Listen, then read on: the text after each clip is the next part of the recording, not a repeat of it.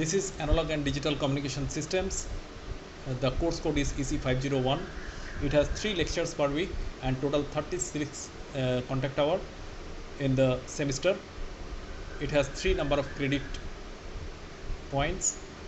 Myself, Dr. Indranath Sarkar, Associate Professor, Department of Electronics and Communication Engineering at JS College of Engineering, Kollali.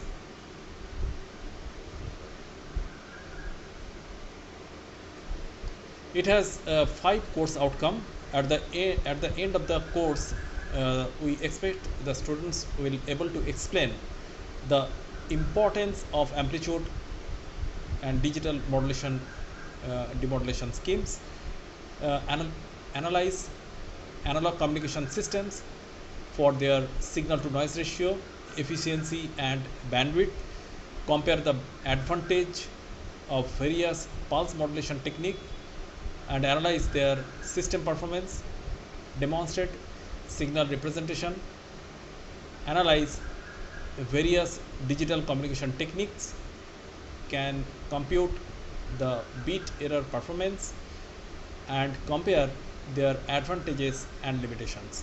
So these are the points we expect that students will able to demonstrate or explain or analyze or compute or compare. So all these things will make the students mastermind on this subject. There are 5 modules for this subject, and for each of the subject there are some contact hours limited to complete. There are 6 contact hours assigned to module 1 for introductory descriptions. For the module 2, random process has 6 contact hours. 3 contact hours assigned to module 3 on pulse modulation, 8 contact hours assigned to signal vector representation under module 4.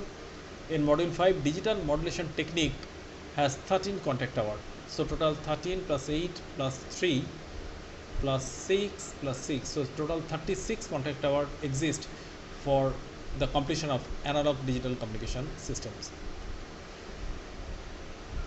For like every subject has prerequisite, here is also the knowledge of signal vector representation, characteristics of additive wide Gaussian noise, geometric representation of signals, synthesizer, analyzer, signal vector, signal space, Euclidean space are required. Signals and systems is a subject which is covered in earlier semester, has many things to recall for the analog and digital communication system. So signal and system is an important subject before understanding analog and digital communication. Still there are mathematics, that is engineering mathematics covered up to 3rd semester, has plenty of mathematical equations such as the Fourier transformation, Laplace transformation. So those things are required to understand, as well as trigonometric applications are required for analog and digital communication. Statistical part will be revised here. So that is why if the basic statistical part required, it is needed to be recapitulated. Now these are the course outcome versus program outcome mapping. Now as the analog and digital communication has plenty of application in the domain of information technology, that is why we are finding there are almost all the program outcome has minimum contribution to one or more course outcome. The course outcome weightage 3 is given for high weightage, 2 weightage is given for moderate weightage, and 1 value is written, that is the numerical value 1 is given for least weightage to some program outcome. And if there is no such linkage, then it is kept blank. Now as the basic mathematics related, that is why it has high weightage to program outcome 1 and program outcome 2. Also it is dealing with several project oriented work, because in communication system various basic modulator, demodulator, as well as quantizer, equalizer, many circuits, basic circuits are utilized for the communication system. That is why it is also related to implementation of project. There are various projects which could be implemented using a communication circuitry. Also, there are various mathematical equations required to reduce the noise addition to the transmitted signal. So transmitted signal are prone to noise. That is why noise elimination is one of the most important factor for analog and digital communication. Here the differences of analog and digital communication will be taught, and thereby students will understand how digital communication dominates over analog communication, but cannot avoid analog communication for the transmission of digital signals through wireless medium. So that is why various project related as well as seminar conferences, English languages, all are related and has weightage, as well as it has lifelong learning uh, because students may target for circuit implementation, that is their dream project may be implemented later. So that is why lifelong learning is also having higher weightage for each of the outcome. The course objective for analog and digital communication is to familiarize students with the fundamentals of analog and digital communication system, because analog communication is the primary communication system, thereafter digital communication has come.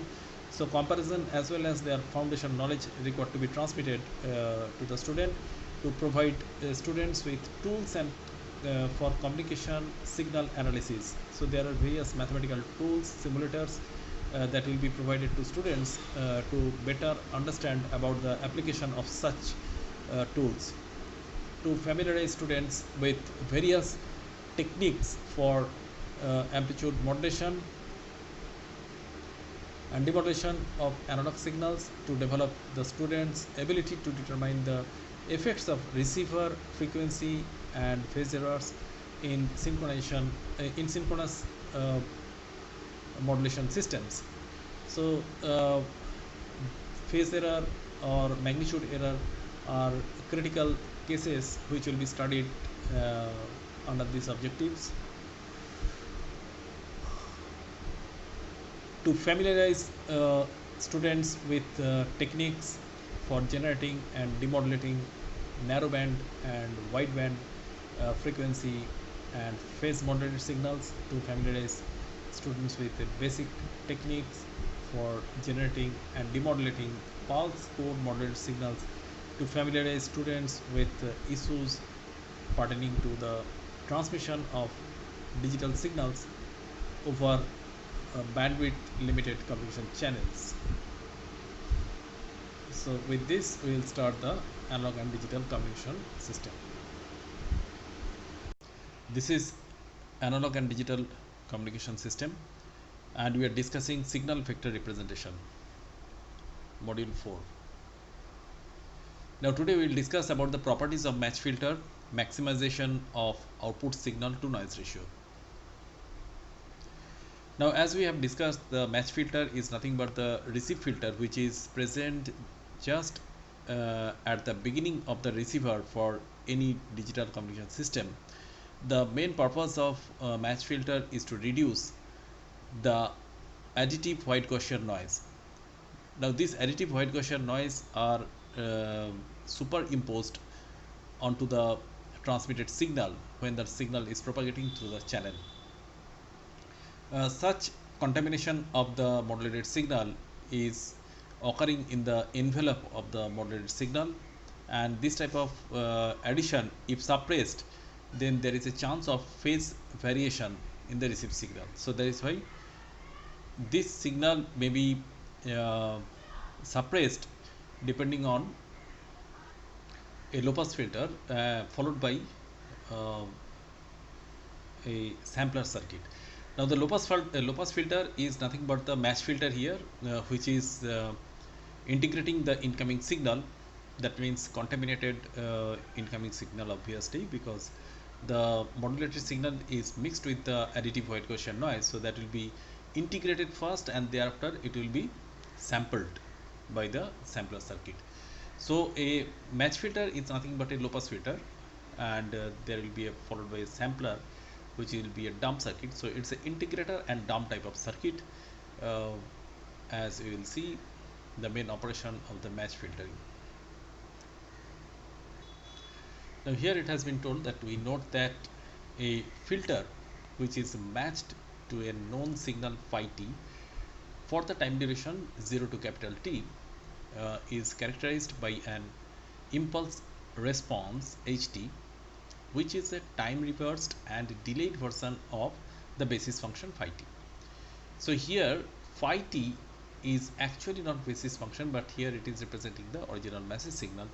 So the transfer function is nothing but the delayed, time reversed and scaled version of the message signal.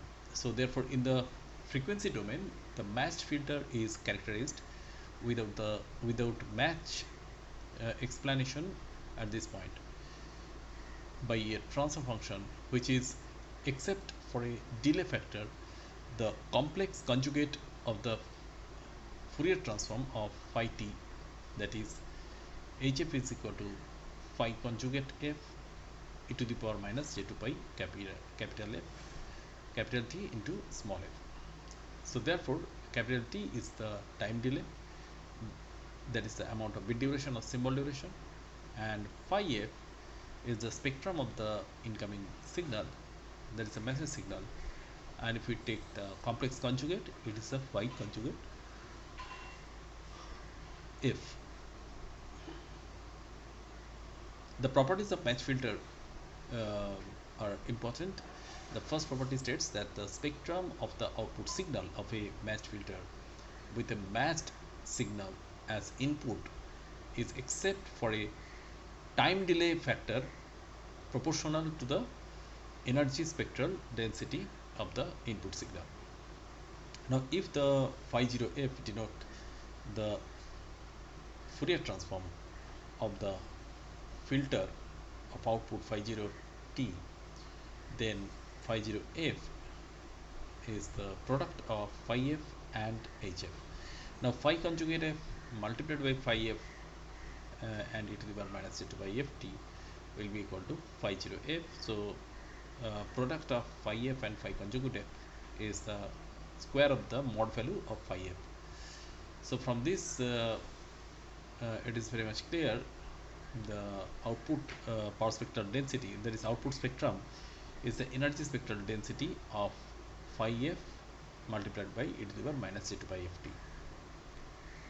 In the second property, we see that the autocorrelation function of the incoming signal uh, is, if time delayed uh, and time reversed, then that will be equal to the output signal of the match filter. So the output signal of the match filter is proportional to the shifted version of the autocorrelation function of the uh, input signal to which the filter is matched. So therefore we are getting our phi 0 is equal to phi 0 t, so energy of phi t. The output signal to noise ratio of a match filter depends only on the ratio of the signal energy to the power spectral density of the white noise at the filter output. Let us consider a filter matched to the input signal phi t. So from property 2, we see that the maximum value of phi 0 t at t equal to capital T is phi 0 of t minus capital T equal to E. So now it may be shown that the average noise power at the output of the match filter is given by expected value of the mean square value of the noise, which is equal to n0 by 2 integration minus infinity to plus infinity square of the spectrum of the input signal multiplied by df. So that will be n0 by 2 into E. So therefore the maximum signal power is the square of the phi 0 t is equal to E square. So signal to noise ratio is given by 2 into E by n0. The properties of match filter is more elaborated with the match filtering operation, which may be separated into two matching conditions, namely spectral phase matching that produces the desired output peak at small t equal to capital T, and spectral amplitude matching that gives the peak value its optimum signal to noise ratio. So phi f is equal to mod of phi f e to the power j theta f. So therefore the output of such a filter phi 0 f is nothing but the integration of hf phi f into e to the power j2 by ft df. So this gives the mathematical expression of the output spectrum of the match filter. And this is the block diagram which shows that it's a simple adder. That is phi t is the modulated signal which is mixed with the additive white Gaussian noise in the channel and passed through the match filter at the receiving end, followed by a sampler.